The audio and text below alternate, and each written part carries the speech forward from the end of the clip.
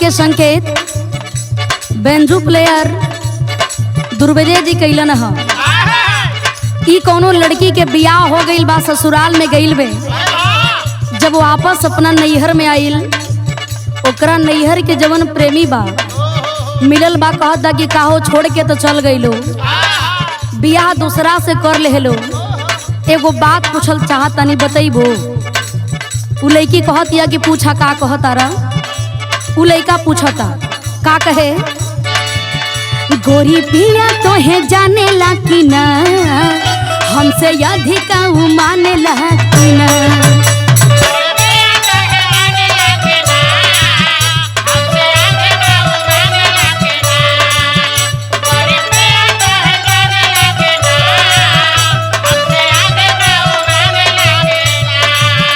गोरी पिया तो है जाने ला कि ना, हमसे अधिक माने ला कि ना।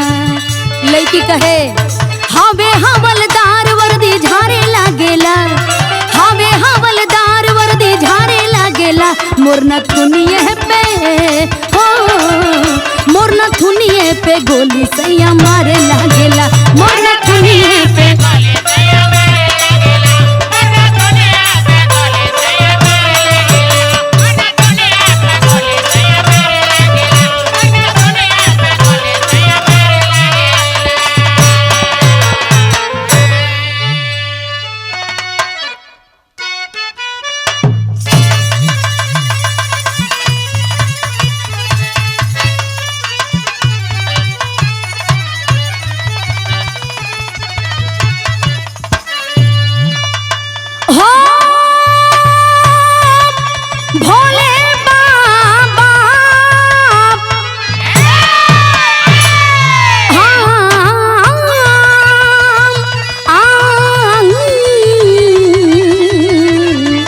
सबरिया भोले बाबा जोगिया हो राम।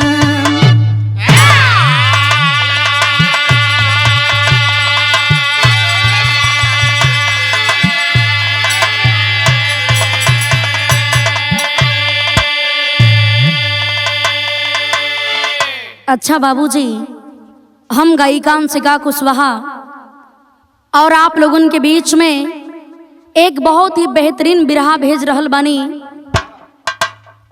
क्रिस एंटरटेनमेंट के सौजन्य से, जिनके मालिक हैं, जो जोगी भजन के सुपरस्टार गायक कलाकार हैं, आप सभी लोग चित परिचित हैं उनसे।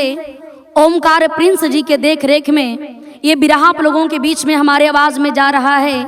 हमरा के आशा ना बल्कि पूर्ण विश्वास बा आप लोग ये बिरहा के सुनिहन, बहुत सारा प्यार दिहन, दुलार दिहन, और चैनल के सब्सक्राइब करिहन, शेयर करिहन और कमेंट करके जरूर बताइहन कि बिरहा कैसन लागता। बहुत प्रकार के तमाम कांड बीरस आप लोगन के सुने के मिलेला, लेकिन एक ऐसी बिरहा, एक ऐसी अनोखी बिरहा आप लोगन के बीच में प्रस्तुत बा। आशा ना बल्कि पूर्ण विश्वास बा कि आप लोगन के पसंद आई। ये कैसन कहानी बा, भूमिका के लाइन से कहना है मास्टर।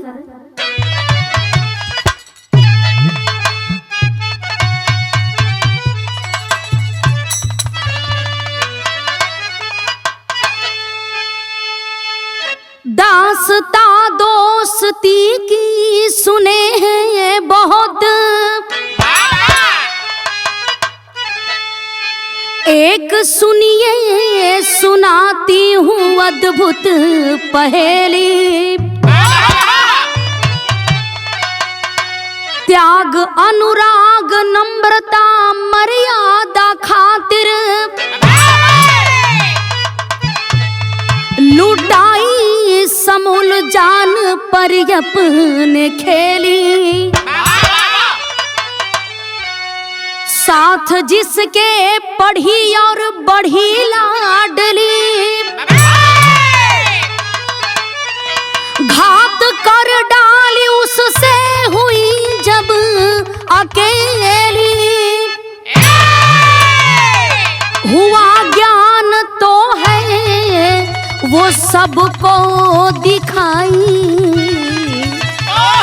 सिया राम क्या चीज होती सहेली।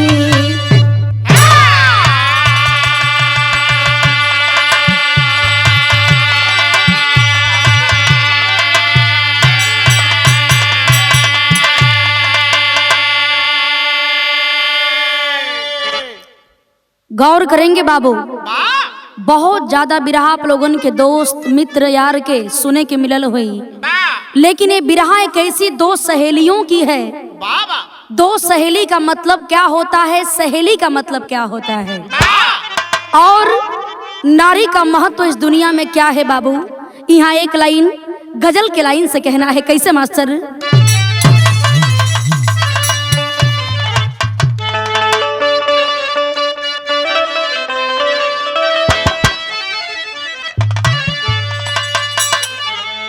है जिंदगी कितनी खूबसूरत, है जिंदगी कितनी खूबसूरत, जिन्हें अभी ये पता नहीं है।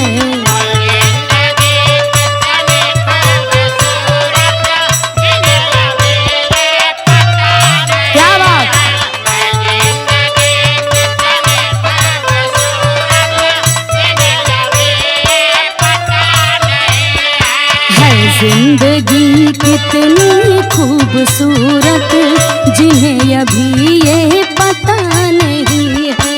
क्यों? कोई बहुत प्यार करने वाला, कोई बहुत प्यार करने वाला, जिन्हें अभी तक मिला नहीं है। जिंदगी कितनी खूबसूरत, जिन्हें अभी ये पता नहीं है।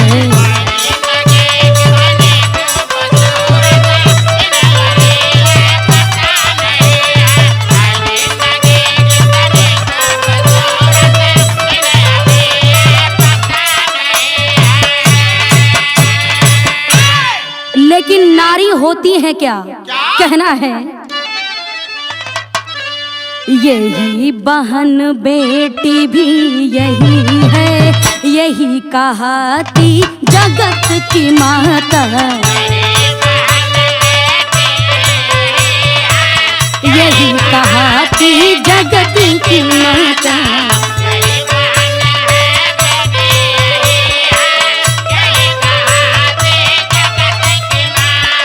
यही बहन बेटी भी यही है, यही कहाती जगत की माता।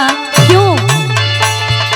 जन्मदायिनी कहलाती है, जन्मदायिनी कहलाती है, ऐसा रचना किया विधाता। यही बहन बेटी भी यही है, यही कहाती जगत की माता।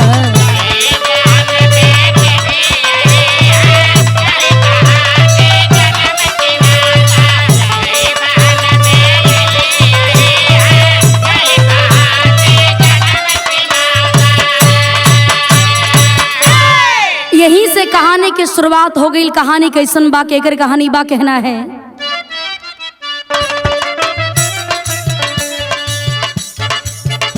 नारी से नर नारायण जहान है सारा, नारी ने अपने आंचल में सबको संभारा। कहानी कहाँ के बाद?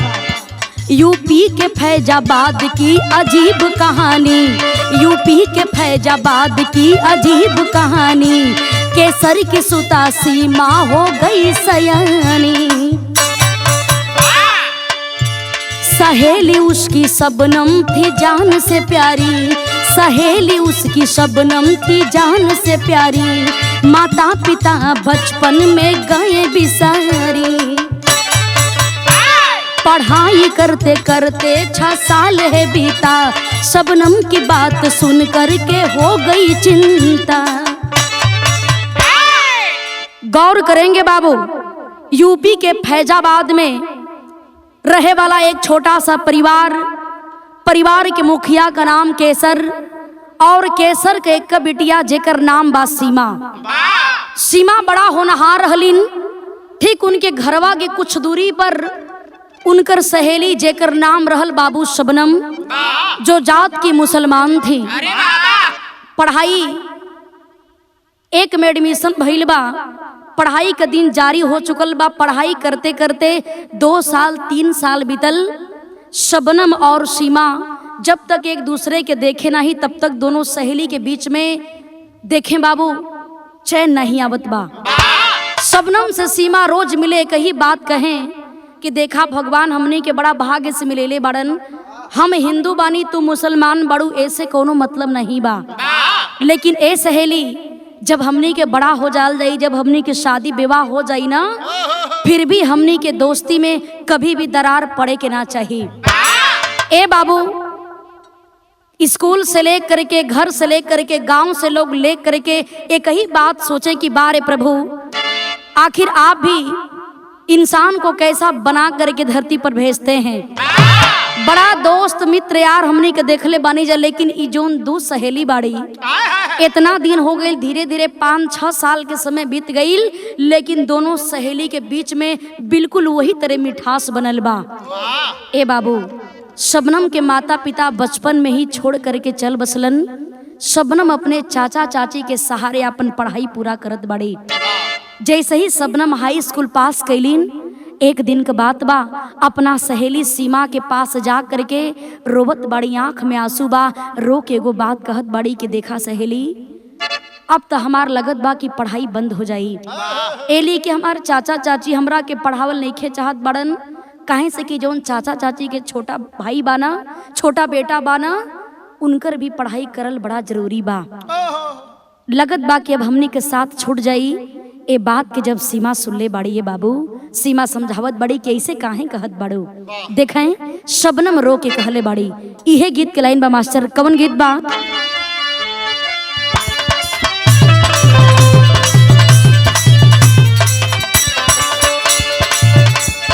बड़ा बढ़िया गीत के संग के मास्टर कैलन। ई कोनो दुल्ही के उनकर दुल्हा मनावत अरन। ए हमारा नहीं देखो तानी सवेरे से मुंह फुला के बैठल बाड़ू, मुंह तोहार सुखाइल रहता, ओठ झुराइल रहता। ए रानी का बात बा? दुल्हा मनावत अरन, पूछत अरन का? धनी बोला हमसे ये ना राज बाड़ू का हो।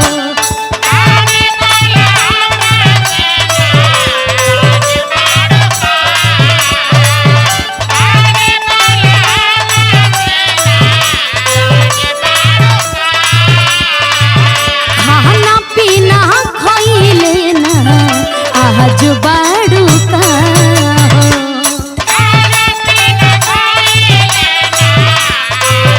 काहे नाराज बाड़ू?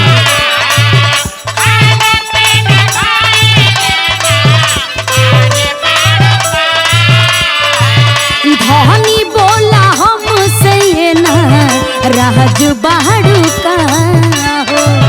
खाना पीना खइले ना आज बाड़ू का हो। दुल्ही कहे सुना, सैया दिले आदि साड़ी हो, सैया दिले आदि साड़ी कहलर गुलाबी, हाँ गुलाबी गुलाबी, हाँ गुलाबी गुलाबी, जवना में के पहने राउर भाभी, हाँ गुलाबी गुलाबी।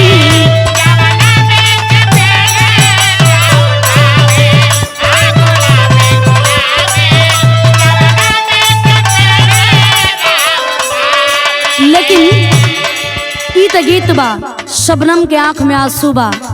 आज अपना सहेली सीमा से कह रहल बड़ी।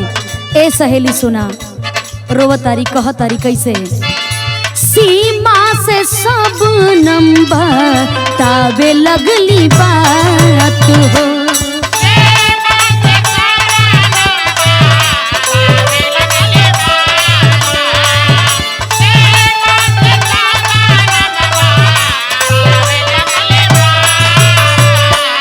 ठीक नाही बाड़े हमरा घर के हालात हो।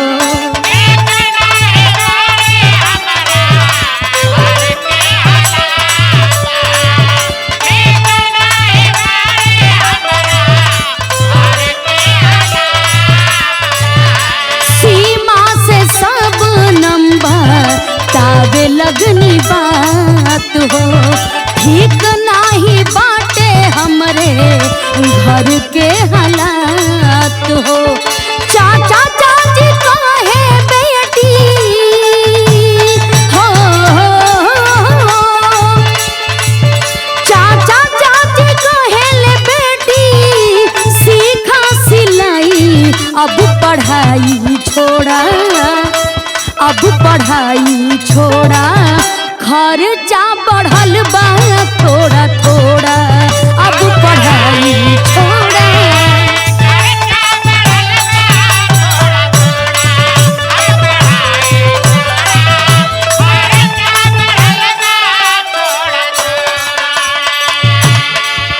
शबनम रो के कहे लगली कि जोन हमरे चाचा के बेटा बड़न हमार भाई सलीम के पढ़ाई करे में बहुत ज्यादा रुपया लगता, यही से हम पढ़ ना पाई। बतावत बड़ी का कहली, सलीम बीटेक करी है कैसे के पढ़ाई,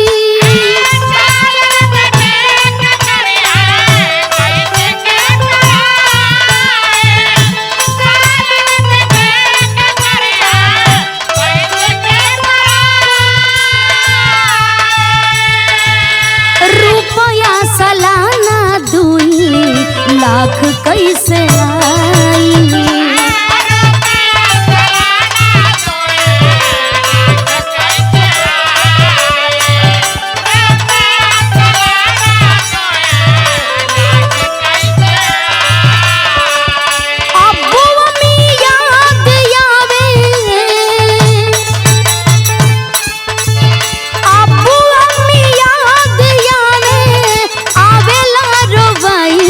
अब पढ़ाई छोड़ा, अब पढ़ाई छोड़ा, खर्चा बढ़ल बा थोड़ा थोड़ा, अब पढ़ाई छोड़ा।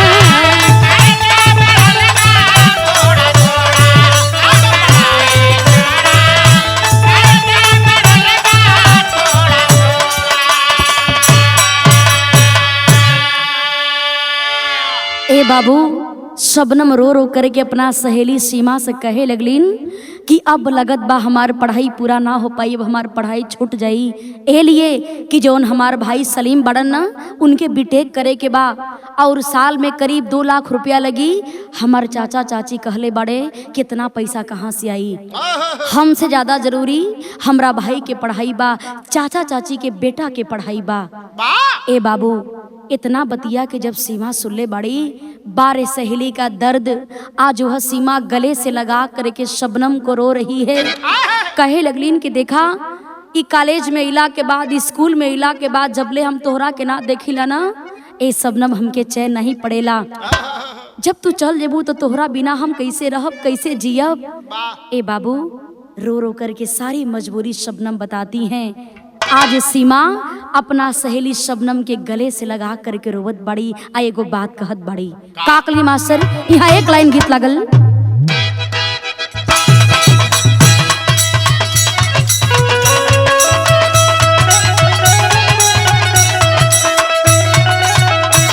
यह गीत के लाइन बा।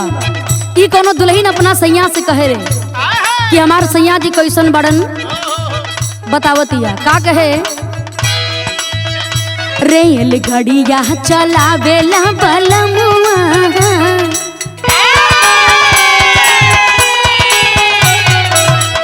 रेल गड़िया चलावेला बलमुआ, देखेला नहीं लाल झंडी,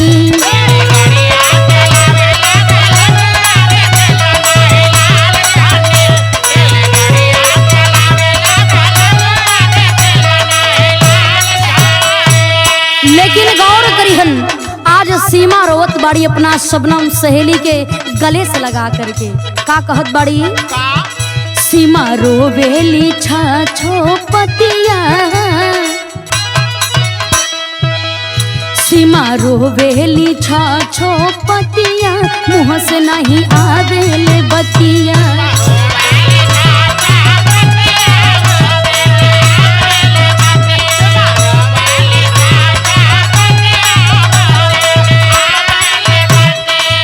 का कहीं सखिया हो, का कहीं सखिया,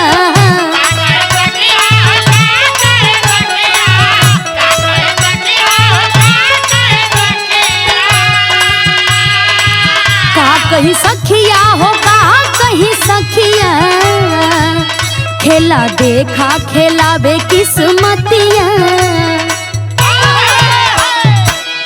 खेला देखा खेलावे किस्मतिया, मुँह से न आवेले बतिया।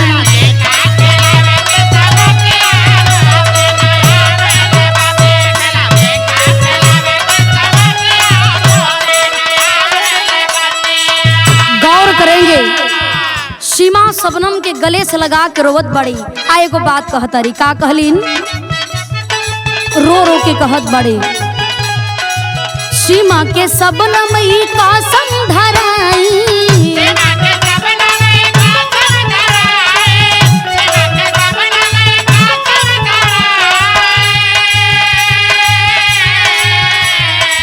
कहली की जारी तू रखी हम पढ़ाई।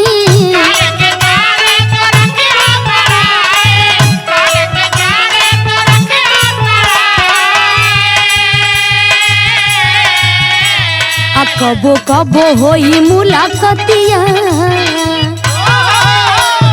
कबो कबो होई मुलाकातिया, मुँह से न आवेले बतिया।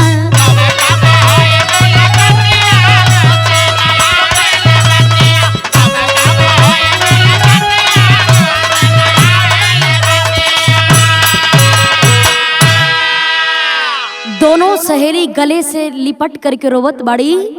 सीमा को गले से लगा करके शबनम समझा रही है, देखा बहनी, देखा सहेली, ये हमने के मजबूरी बा, ये हमारा सबसे बेसी मजबूरी बा कि यदि आज हमार अब्बू और अम्मी जिंदा रहता ना, तो हम जितना चाहती उतना हम भी पढ़ाई कर लेती, लेकिन शायद ये प्रभु के भी मंजूर नहीं रहल। ए बाबू देखें, सीमा कहत बड़े कि आखिर तोहरा बिना हम कैसे रहब।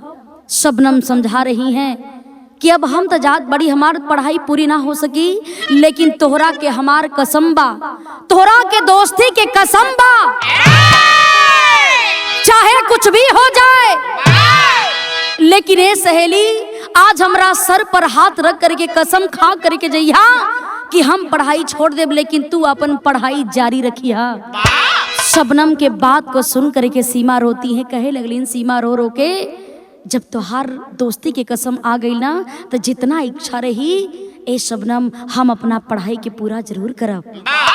दोनों सहेली गले मिलती हैं बाबू, और देखे शबनम अपने घर को वापस चली आती हैं। कई दिन बीत गई, घर में बैठ करके सीमा रोवत बड़ी कि काश कहिया शबनम से मुलाकात हुई, कहिया अपना सहेली से हम मुलाकात करब। ए बाबू धीरे धीरे समय बीत रहा है, सीमा के पढ़ाई जारी बा, और उधर शबनम जा करके अपने चाचा चाची के बात में आ करके पढ़ाई के छोड़ करके गृहस्थ के जीवन यापन कर रहल बाड़ी।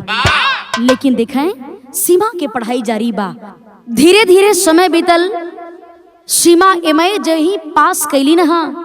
सीमा के बाबूजी केसर आ करके अपना बिटिया के पास बैठ करके समझावत बने, ए बेटी तोहार पढ़ाई पूरी हो चुकल बा, लेकिन हर माई बाबू के दिल में यह इच्छा होला अपना बिटिया के पढ़ा के लिखा करके एक अच्छा इंसान बनाई, और हमार पूरा सपना पूरा कर देले बाड़ू। पढ़ाई तो पूरी हो गई, लेकिन ए बेटी अब जिम्मेदारी एगो और हमार बा।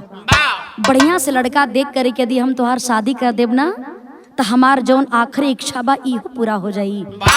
ए बाबू ए बात के सुन करके सीमा कुछ बोली नहीं। सीमा के सगाई के दिन रखा गई। जब सगाई के डेट फिक्स भइल बा, सीमा के दिल में एगो उद्गार उठल कि आज कुछ दिन के बाद हमार सगाई हुई, काहे ना आज चल करके अपना सहेली शबनम से हम मुलाकात कर लेही, शबनम के निमंत्रण दे लेही कि ए शबनम तोहरा बिना हमार शादी पूरी ना हो सकेला, काहे से कि हमनी के बचपन के सहेली बानी जा, और हम चाहतनी कि नए जीवन के शुरुआत हम तोहरा साथ में ही करी। तू हमरे साथे रहबू तो और हमरा के साहस मिली। यही बात सोच करके बाबू देखें सीमा निमंत्रण देने के लिए शबनम के घर जाए खातिर विचार बनावत बड़ी। तब तक भइल का कहना है मास्टर गीत लगल।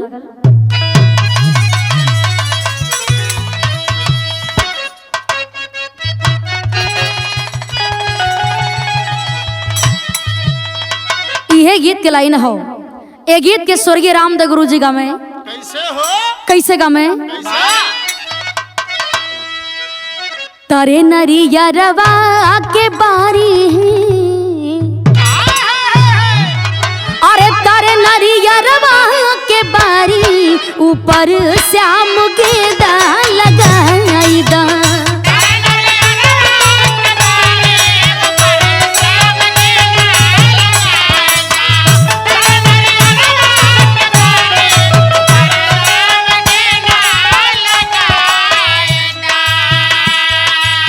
लेकिन भइल का ए मैं सीमा कैली हाँ भाई,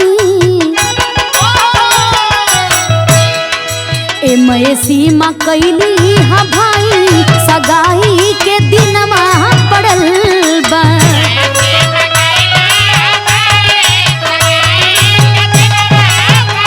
ओहो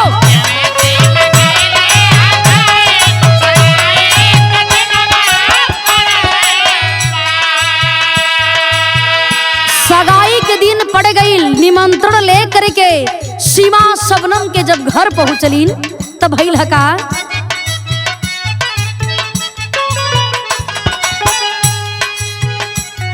नेवता देवे गईली शबनम के घरे।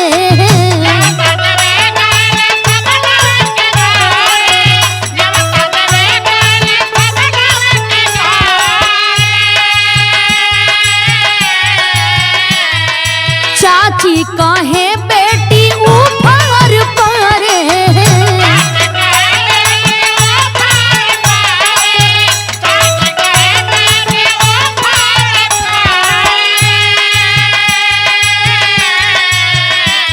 आ देहले बानकिया कटाई, अरे देहले बानकिया कटाई सगाई के दिनमा पड़ल बा।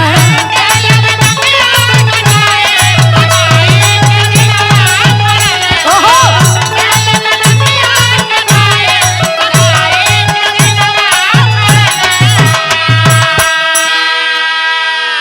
ए बाबू शबनम के घरे सीमा निमंत्रण लेके जैसे ही पहुंचलीन जाके दरवाजा से आवाज देत बड़ी ए शबनम, ए शबनम। ए आवाज के जब वही शबनम के चाची के कान में ये आवाज जैसे ही गईल, शबनम की चाची घर से बाहर निकलली न जाके कहत बड़ी कि तू के बाड़ू, के बाड़ू, आखिर तू शबनम के काहे पूछो दारू। सीमा ये बात के जब सुलिन जाके कहत बड़ी चाची हमरा के पहचानत न बड़ू, हम शबनम के सहेली सीमा बाड़ी। बचपन के हमने के बहुत दोस्ती रहल और आज भी हम उनकरा के अपना दिल से जान से भी ज्यादा प्रेम करीले। लेकिन आज हमार सगाई के डेट फिक्स हो चुकल बा, यही से हम सोचली कि चल करके सबसे पहला निमंत्रण अपना सहेली शबनम के हम देव। ए चाची शबनम कहीं दिखाई न देत बाड़ी, आखिर शबनम बाड़ी कहाँ। इतना बतिया के बाबू देखे जब चाची सुली न डांट करके कहने लगी, नाम मत लेना उस शबनम का, उस शबनम का नाम मत लेना। वैसी बेटी अल्लाह किसी के गोद में नहीं दे तो अच्छा होगा। ये बतिया के देखें बाबू जब सीमा सुनत बड़ी अवाक हो गईलीन, चाची तू का कहत बाड़ू। ए चाची तोहरा कहला का मतलब का बा, हमार सहेली शबनम का कहले बाड़ी। चाची कहे लगलीन कि कुछ दिन भइल बा, कई साल बीत गईल और जोन तू सहेली सहेली बार बार नाम रटत बाड़ू ना, तोहार सहेली शबनम कोनो दूसरा के साथे मुंह काला करके भाग गईल बा। हमार खानदान ने नाक कट गईल बा, ओकरा चलते ओ लड़की के चलते हम अपना मोहल्ला में अपना घर गांव में कहीं मुंह दिखावे के काबिल न बड़ी। ओइसन लड़की के नाम हमारे सामने मत ला, जहां से आइल बाड़ू वहीं से वापस चल जा। ए बाबू इतना बतिया जब सीमा सुनले बाड़ी, कहे लगलिन कि ए बात पर हम कैसे विश्वास करी, ए बात पर हम कैसे विश्वास करी। हमरा के भरोसा बा कि हमार सहेली शबनम इतना गलत कदम कबो उठाइए ना सकेलिन। ए बाबू लेकिन फिर भी सोचत बड़े कि इतना दिन मिलले हो गईल, शायद कुछ भी हो सकेला। लेकिन बारे वो सहेली सीमा के अंदर अंतरात्मा गवाही ना देत बा। लेकिन फिर भी चाची के तरह तरह के बात के सुन करके सीमा के आंख में आंसू बा और वापस घरे चल गेली न। अपना सहेली शबनम के याद करके रोवत बड़ी कि बारे भगवान आज ही तू कैसन दिन हमरा के दिखावत बड़ा। ए बाबू देखें सीमा के शादी फिक्स हो चुकल बा, दुआरे पर बारात आवे वाली बा। ओ समय के माहौल कैसन बा, यहाँ एक लाइन गीत लगल।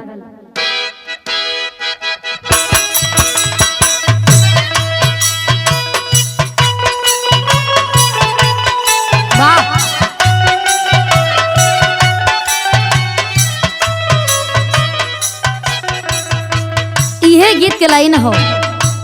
ए गीत के माता बही लोगन शादी में कितना प्यार से गावेली। देखें पारंपरिक गीत का मतलब का होला। माता बही लोगन ए गीत के गावेली कैसे। छोटी मोटी घर के दुआरी,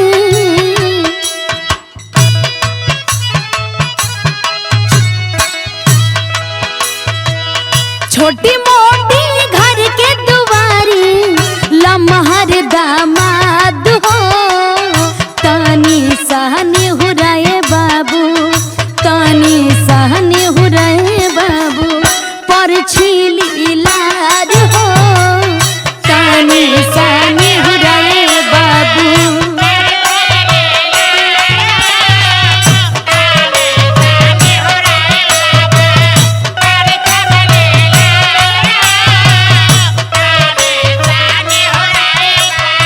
लेकिन सीमा के शादी कहाँ फिक्स भइल बा, बारात कहाँ से आवता। बड़ा खुशी के माहौल बा। सीमा के दरवाजे पर बारात आइल कहाँ से, सीधी जिला से सज के आइली बारात हो, सीधी जिला से सज के आइली बारात हो, पर छन भइल दुवरा पे, पर छन भइल दुवरा पे, खुशी के बात हो, पर छन भइल दुवरा पे।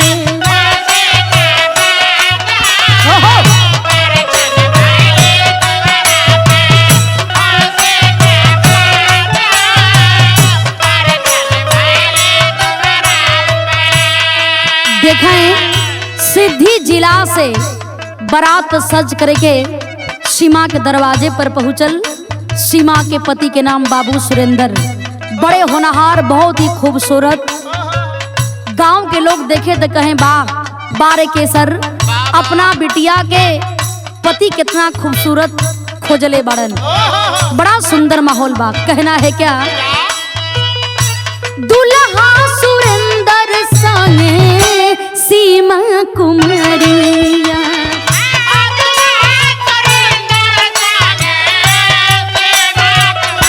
क्या बात।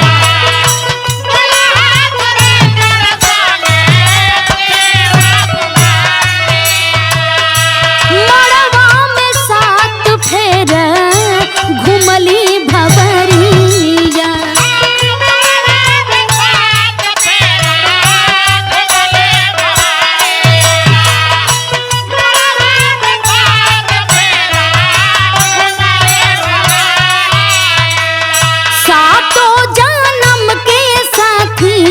छूटे ना साथ हो, सातों जन्म के साथी छूटे ना साथ हो।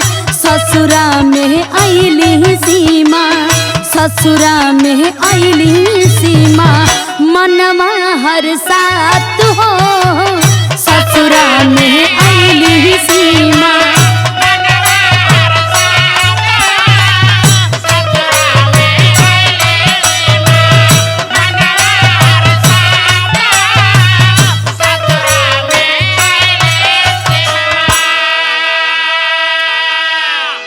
ए बाबू देखें, सुरेंद्र नाम के लड़का से आज सीमा के शादी भइल बा।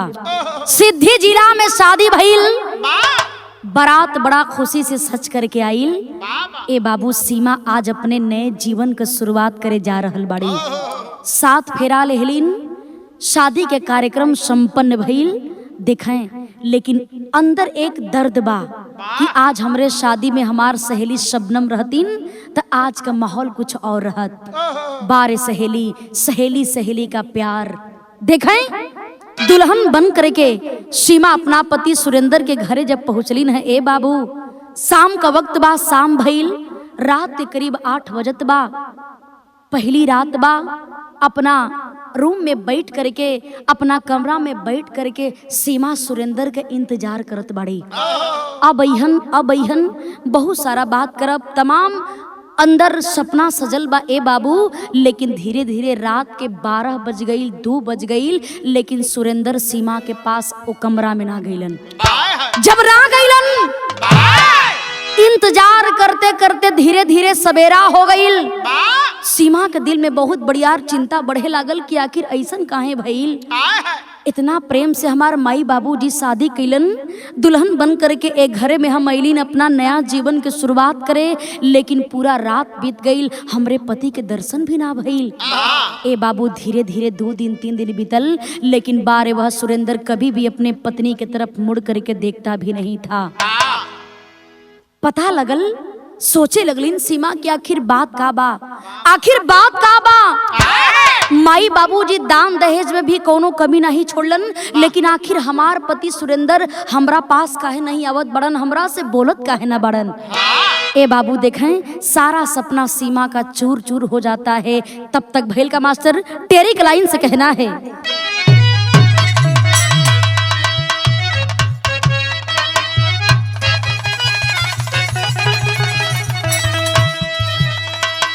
सपनमा सब सुहाग के टूटल, अरे सपनमा सब सुहाग के हो, सपनमा सब सुहाग के टूटल, मदिरा पान करत बा कोठे पर सजनमा, अरे सजनमा, अरे सजनमा।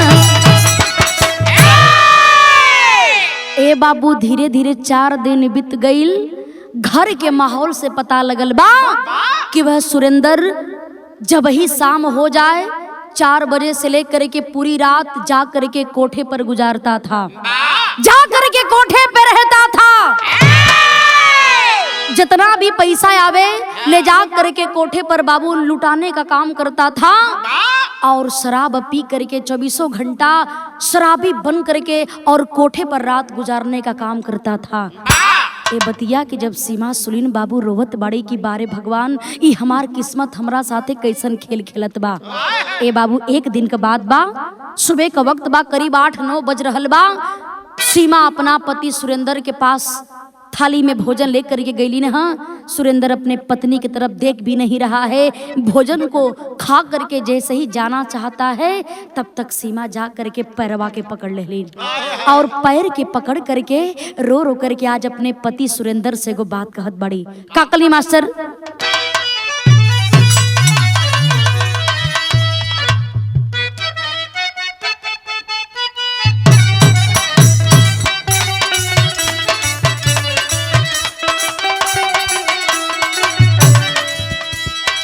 आज अपने पति सुरेंद्र के पैर पकड़ करके सीमा रोवत बाड़ी, कहत बाड़ी ऐसे हमार का गलती बा, हमार का कसूर बा। कहले बाड़ी, धाई के पयरिया रोवे सीमा ऊ गुजरिया, यार सीमा ऊ गुजरिया हो, सुना सजाना हमारन हो राम, किया हो राम रे।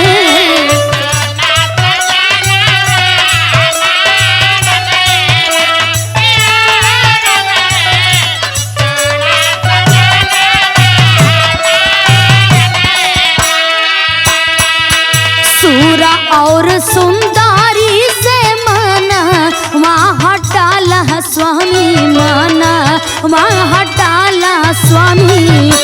अब से तू कैदा तिरस्कारन हो राम किया हो राम रे।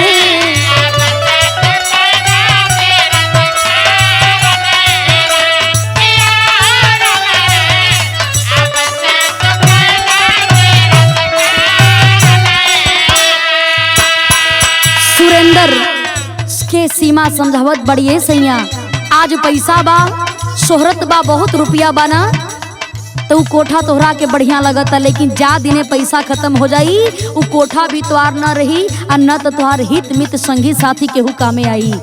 ए सैया अब्बू से हमरे बात के मान जा, ऐसे काहे करत बड़ा, समझावत बड़ी का धन बात यार दोस्त प्यारी कोठे वाली बाटी प्यारी कोठे वाली बाटी खाली हाथ दे सब बिसारन हो राम किया हो राम रे।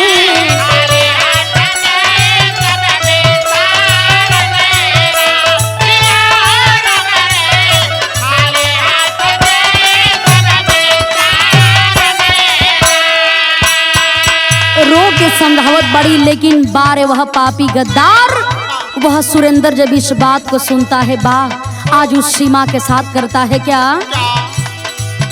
यही पे कमी ना खिंच के मारा ले बाला तहबायर मारा ले बाला तहबा हो गिर गईली बिया तिला चारन हो राम किया हो राम रे।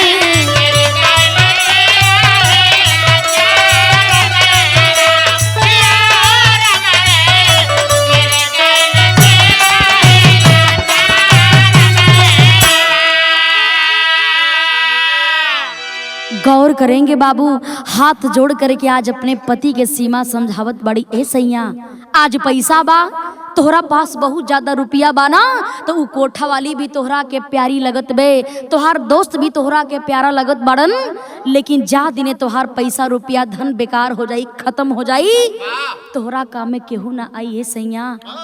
अभियों से अपने चाल चलन के सुधार लाए सैया, अपने नया जीवन की शुरुआत करा। लेकिन वाह बारे वह पापी सुरेंद्र आज अपने पत्नी के बात को सुन करके गुस्से से लाल हो गया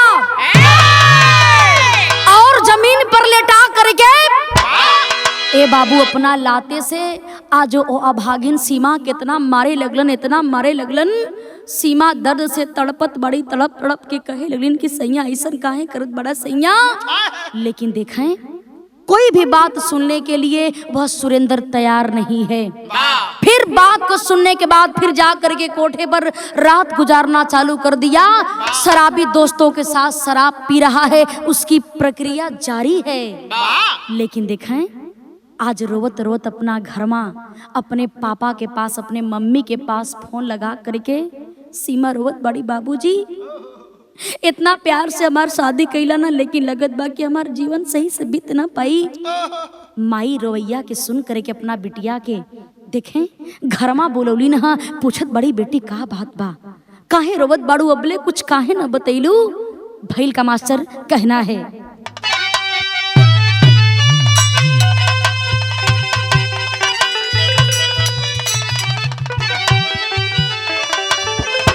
बिटिया नहीं हरियली और देख हलतिया छतिया फाटल बिटिया नहीं हरियली और देख हलतिया छतिया फाटल माई बाप से कहानी सब हलतिया छतिया फाटल।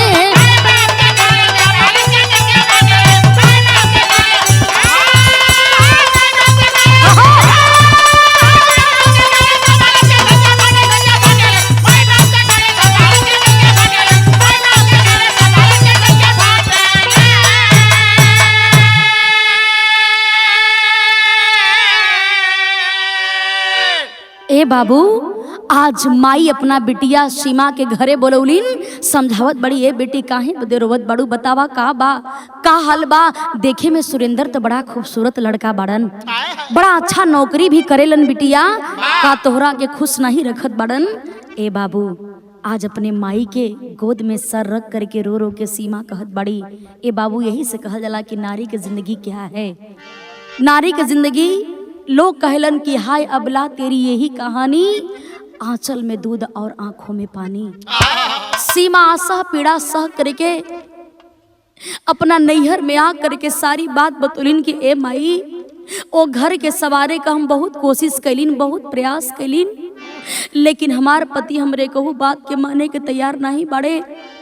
वो कोठा पर जा करके सारा पैसा कमाई लुटावेलन, दिन में अपना शराबी कबाबी दोस्तन के साथे रह करके शराब पी करके हमेशा बेहोश रहलन। ए माई, आखिर हमार जिंदगी कैसे बीती। इतना बतिया कि जब माई सुले बाड़ी, वो हमा गुस्से से लाल हो जाती है। कहती है बस बेटिया, अब तोरा के ज्यादा सहन कैला के काम नहीं बा। ए बेटी, तू चिंता मत करा, भाई तोहर माई बाबू दोनों लोग जिंदा बड़न, तोहर दूसरा घर शादी कर दिहल जाई, अपने जीवन के शुरुआत तू फिर से चालू करी है। बारे वह सीमा कहे लेलिन कि ना हो माई, जब एक बार बंधन बंधा गईल, मालिक जब एक बार इस शादी वाला धागा में बांध देलन ना, तो चाहे कुछ भी हो जाए, यदि तोहरे दिल में जगह बात अपने घर पे हमरा के थोड़ा सा जगह दे दिया, हम सैया के नाम के सिंदूर लगा करके पूरा उम्र गुजार लेब, लेकिन दूसरा शादी कबो नहीं करब, दूसर शादी कबो नहीं करब। ए बाबू, उधर सुरेंद्र अपने उसी जीवन को जी रहा है। देखें, शराब पियला के चक्कर में कुछ दिन के बाद सुरेंद्र की नौकरी भी छूट जाती है।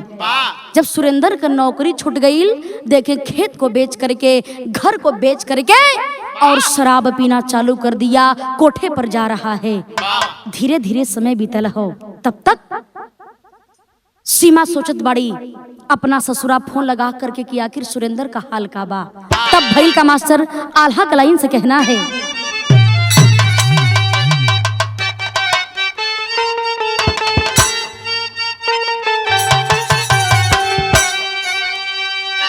हवसी हवास के धुन में, हवसी हवास के धुन में कूला बीला बबले बाबू।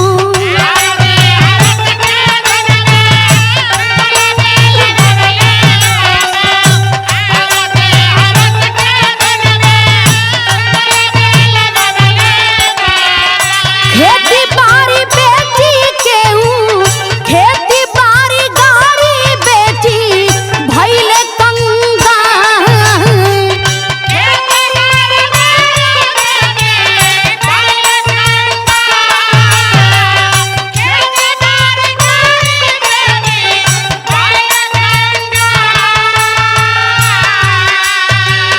देहली भगाई मीना बाई कोठवा से बाबू।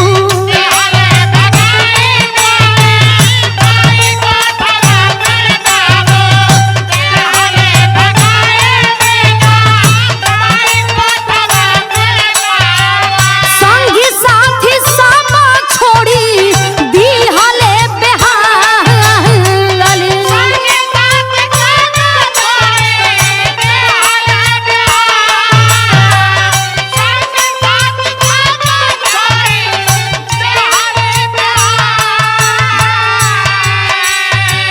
रोग से ग्रस्त होके भीख मांगे लगले भैया।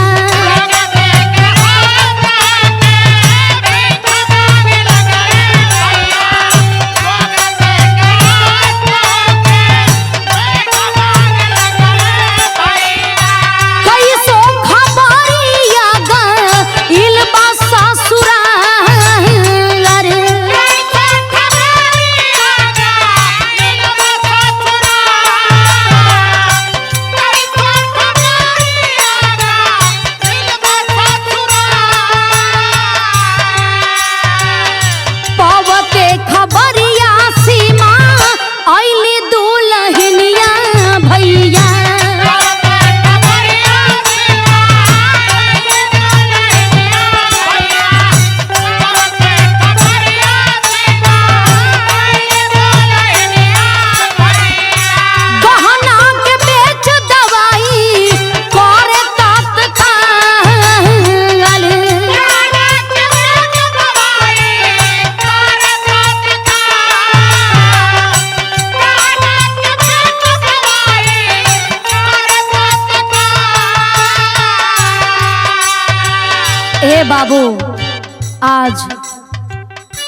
नशा के लत में, कोठा के लत में नौकरी छूट गई। सुरेंद्र आज अपने घर को बेच दिया, अपने गाड़ी को बेच दिया, खेत को बेच करके बिल्कुल कंगाल हो जाता है। जब पैसा ना रहल, जब कोठा पर गई ना, जो कि इतना रुपया लुटैला के बाद भी जो कोठे की मालकिन थी जिसका नाम था मीनाबाई, बहुत ही खूबसूरत, खूबसूरती का कोई जवाब नहीं। जब मीनाबाई देखती है कि यह सुरेंद्र बिल्कुल कंगाल हो चुका है, इसके पास फूटी कौड़ी नहीं है, लात मार करके भगा देती है। भाग जाओ हमारे सामने से, तुम्हारा कोई काम नहीं है। ए बाबू देखें, धीरे धीरे सुरेंद्र के कई प्रकार का रोग भी पकड़ ले बा, कई प्रकार रोग से ग्रसित भी हो गईलन, दर दर कर ठोकर खाए लगलन, भीख मांग के जीवन बितावत हुवन। लेकिन ए बतिया के पता देखे जब सीमा के चलल कि हमरे सैया के ई कंडीशन बा, बारे वह सीमा अपने पत्नी धर्म को निभाने का काम कर रही है। और देखें दौड़ करके आज अपने ससुराल में अपने सैया के हालत के देख के समझावे लगलीन। लेकिन अब पछताए का होए जब चिड़िया चुग गई खेत। यही से लोग कलन के बिना विचारे जो करे सो पाछे पछताए। ए बाबू सुरेंद्र रोवत हुवन। देखें बाबू, सिद्धि अस्पताल में सुरेंद्र के इलाज चलत बा। तुरंत तत्काल ही सीमा अपने पूरा गहना के बेच करके अपने सैया के दवाई करे लगलीन। लेकिन तब वो कोनो सुधार नहीं हो रहल बा। जब सुधार नहीं होत बा, डॉक्टर आकर के एक बात कहते हैं। का कहलन?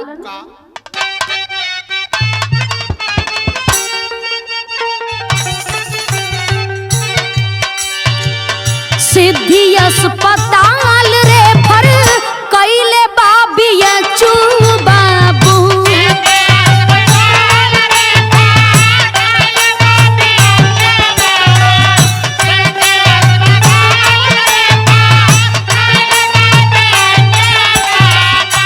पर्ची कटवली भारी भीड़ बाबे हांगल,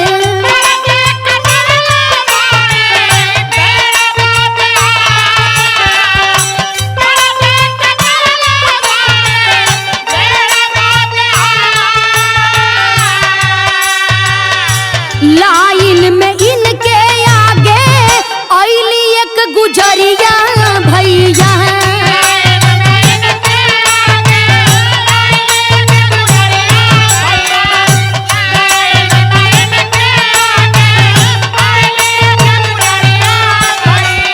अनजाने में कहाँ सुनी भइल बाबा वाल।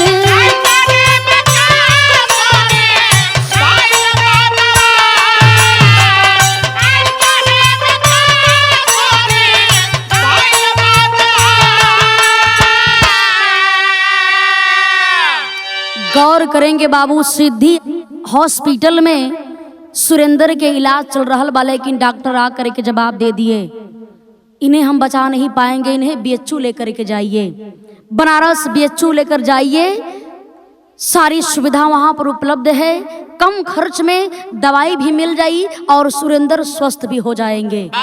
ए बाबू, यह बतिया सुन करके बारे वह सीमा आज अपने पति के इलाज खातिर अपने पति को लेकर के बीएचयू में एडमिट करावे खातिर रही न। बड़ा भीड़ बा बीएचयू में, बहुत काफी भीड़ लगल बा। सोचे लगलीन कितना भीड़ बादी हमरे सैया के इलाज ना होई तो हमारे पति सुरेंद्र दम के तोड़ दिहन।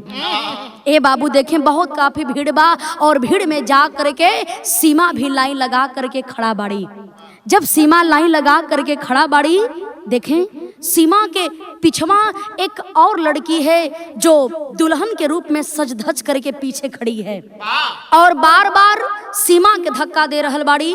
सीमा पीछे मुड़ के देखत बड़ी कलीन कि तू हमरा के धक्का काहे देत बड़ो, हमरा के भी दवाई लेवे के बा, तोहरा के भी दवाई लेवे के बा, यदि तोहरा के जल्दी बात तू जाके डायरेक्टर डॉक्टर साहब से काहे न मिलत बड़ो। छोटी छोटी बात के लेकर के ओ लड़की से और सीमा से तकरार चालू हो गई। जब तकरार चालू हो गई, ए बाबू तकरार चालू हो गई, लेकिन एक तक सीमा वो लड़की के तरफ देख रहल बाड़ी, वो लड़की सीमा के तरफ देख रहल बा, लेकिन फिर भी दोनों के बीच में झगड़ा चल रहल बा।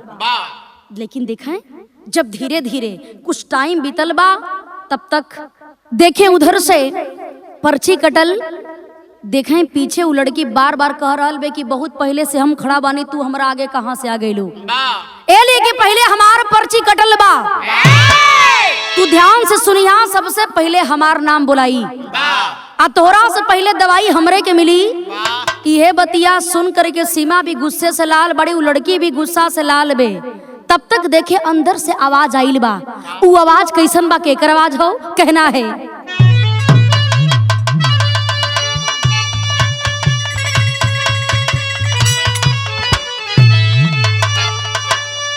शबनम शाहपुर फैजाबाद, अरे बोला आयल नामवा।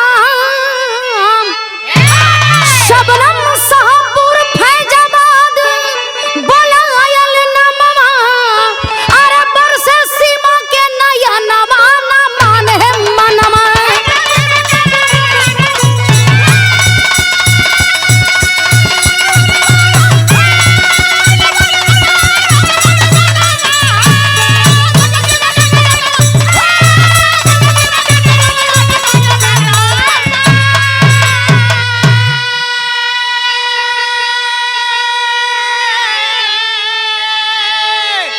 गौर करेंगे बाबू, तब तक देखें आवाज आती है लाउड स्पीकर से, आवाज आती है शाहपुर फैजाबाद से। शबनम का नाम आइल कि शबनम शाहपुर फैजाबाद की, उसकी पर्ची कट गई है। इतना बतिया जब शबनम शाहपुर फैजाबाद के नाम आइल होए बाबू, इहे नमुआ सुनते वो जो लड़कियां पिछवा खड़ी रहल, दौड़ करके जाके खिड़की के पास पहुंचती है। तब तक ए आवाज के, ए बतिया के देखे जब सीमा सुले बड़ी, ये बाबू उनकर छाती फटे लगल, कलेजा फटे लगल। के रे ई शबनम शाहपुर फैजाबाद, ई तो हमरे सहेली के नाम बा, ई तो हमरे सहेली के नाम बा। ए बाबू तब तक दौड़ करके जाके खिड़की के पास, भीड़ को हटा करके खिड़की के पास खड़ी हो करके, और सीमा जा करके उस लड़की को अपने तरफ घुमा करके देखती है, पूरे नजरिया को देखती है। लेकिन देखा इतना दिन हो गई रहल, सब कुछ सकल सूरत में चेंजिंग हो चुकल बा। देख करके एक टक आंख हटत नहीं बा। देख करके सीमा के आंख से आंसू चले लगल। कहे लगलिन कि शबनम हमरा के पहचानत बाड़ू। बारे वह शबनम, जब शबनम देखती है ध्यान से, जब वही कुछ देर तक दोनों एक दूसरे के देखलिन हाँ, देख करके शबनम आज सब कुछ छोड़ करके बाबू, हाथ में पर्ची बा, पर्ची छूट गईल, आंख में आंसू भर गईल, और आज अपने सहेली सीमा के गले से लगा लेलिन, लगा करके रोवे लगलिन कि सीमा तू यहाँ यो बीएचओ हॉस्पिटल में, हम तो कबो सोचले बिना रलिन कि हमनी के मुलाकात हो सकी। ए बाबू इतना बतिया जब सीमा सुनले बाड़ी, आज डांट करके शबनम को समझा रही है, दूर हो जाओ। ए शबनम, हमनी के दोस्ती इतना निराली रहल, लेकिन ए शबनम एगो बात बतावा कि इतना बढ़िया धोखा अपने परिवार के साथे काहे कैलू, ए सहेली के साथे काहे कैलू, कहाँ रहलू हो शबनम, और आज ए हॉस्पिटल में कैसे। हम तोहरा घरे शादी के कार्ड लेकर के अपना गई रहलीन, चाचा चाची कहलन कि शबनम घर छोड़ करके कोई दूसरा के साथे भाग गईल बा। यह बतिया जब शबनम सुलिन हो बाबू, आंख से आंसू ना बल्कि खून चल रहल बा। रोके कहलीन, ए सहेली, ए सीमा हरता क्या नहीं करता, तोरा के हम का बताई कि माई बाबू ना रहलन तो बेटा बेटी के जिंदगी नरक से भी बदतर बन जाला। जाना तारू ए सहेली, ए सीमा, जाना तारू ना, पढ़ाई छोड़ देलिन। ठीक 2 साल के बाद हमरे जोन चाचा के लड़का रहल, ओकर पढ़ाई खातिर पैसा ज्यादा लगत रहल। हमार चाचा चाची ले जा करके हमरा के कोठा पर बेच देलन। और जाना तारू, हमरा के यहाँ से बहुत दूर, फैजाबाद से बहुत दूर सिद्धि जिला में ले जा करके कोठा पर हमार चाचा चाची बेच देलन। जिंदगी हमार नर्क से भी बदतर बन गई। लेकिन अब हम का करिए, हम तो केहरो के ना भैलिन हो सहेली, हम केहरो के ना भैलिन, अपने जिंदगी के बितावे लगलिन। अजाना तारो, और इहे प्रक्रिया आज भी हमार चल रहल बा। कुछ तबीयत में दिक्कत बा, एकरा वजह से हम यहाँ पर आइल बानी। देखा बगल में हमार 4 व्हीलर बा, हमरे साथे तमाम लोग, हमार साइडो भी साथ में आइल हुवन। काहे से कि हमरे पास बहुत प्रॉपर्टी हो चुकल बा। ए बीएचयू में ए बनारस में भी कई जगह हमार मकान बा, कई जगह जमीन हो चुकल बा, फैजाबाद में भी हमार जमीन हो चुकल बा, और सिद्धि जिला में भी बहुत सारा प्रॉपर्टी हम बना ले बानी। लेकिन इज्जत के नाम पर हमार कोनो मतलब नहीं बा। हम का करी सहेली? ए बाबू जब इतना बतिया सीमा सुनले बड़ी रोवे लगलीन, तब देखें सवाल करती है शबनम कि तू काहे खातिर यहाँ आइल बड़ू, केकर तबीयत खराब बा? तब भइल का मास्टर, अरे सगरी कहानियां बतावे लगली सखिया, अरे देखी के सुरेंदर के बरसत बयखिया।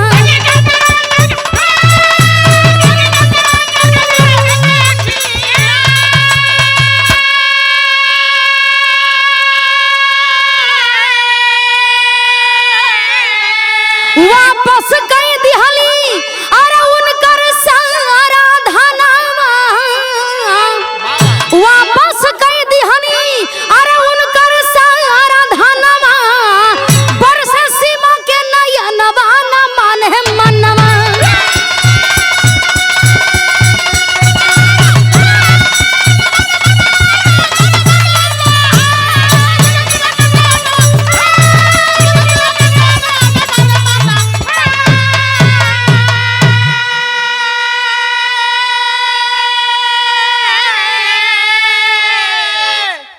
गौर करेंगे बाबू, देखें आखिर में आज सारी बात सीमा बतौलीन की का तोहरा के बताई। हमार शादी बाबूजी बड़ा प्रेम से बड़ा प्यार से कैले रहलन, वही सिद्धि जिला में जहाँ का तू बात करत बड़ू, वही के हमार पति भी बड़न, उनकर नाम सुरेंदर बा। देखा वही बगल में उनकरा के स्टेचर पे हम सुता के आइल बानी दवाई खातिर के, उनकर हालत बहुत खराब बा। वो दारू पी करके नशा में चूर होकर के आपन सब कुछ गवा देहलन। जब सुरेंदर के तरफ जा करके आज उस शबनम देखले बाड़ी, देख करके कहत बाड़ी कि हे भगवान, हे प्रभु, हमरा से कितना बड़ियार भूल हो गई, हमरा से कितना बड़ियार गलती हो गई कि आज एक सहेली हो करके सहेली के घर के उजाड़े का हम काम कैले बानी। जब सुरेंदर की नजर शबनम के तरफ पड़ल, देख करके सुरेंदर कलन की मीना बाई तू यहाँ कैसे? ए बाबू, शबनम के आंख में आंसू बा, रोवत बाड़ी कलीन की बस अब कुछ कहला के काम नहीं बा। हम मीना बाई तब बाद में बल्ली ना, लेकिन ओकरा पहले हम अपने सहेली के सहेली बाड़ी और हमनी के बहुत सच्चा मित्रता रहल। लेकिन ई हमार देन बाहो सीमा कि आज तोहार पति के हालत ई हो चुकल बा, ई जितना धन दौलत बेच करके सब कुछ हमरा ऊपर लुटा देले बड़न, एमन सबसे बड़ियार हमार दोस्त बा।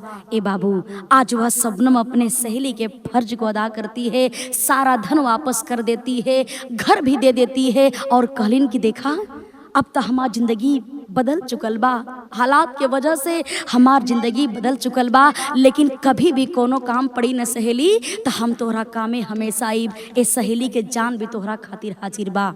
ए बाबू देखें आज सुरेंदर का इलाज भी बढ़िया से हो गई और सीमा अपने पति के साथ अपने जीवन को सुखमय बिताने लगी। ए होता है सहेली सहेली का फर्ज। कहानी खत्म भइल, आखिरी लाइन में कहना है, गुरु बिहारे गुरु रमन श्यामा भय स्वर्ग के वासी,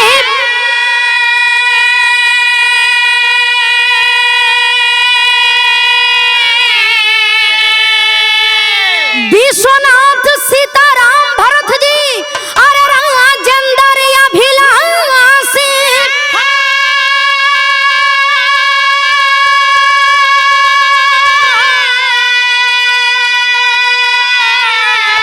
सपनवा सब सुहाग कहे टूटल,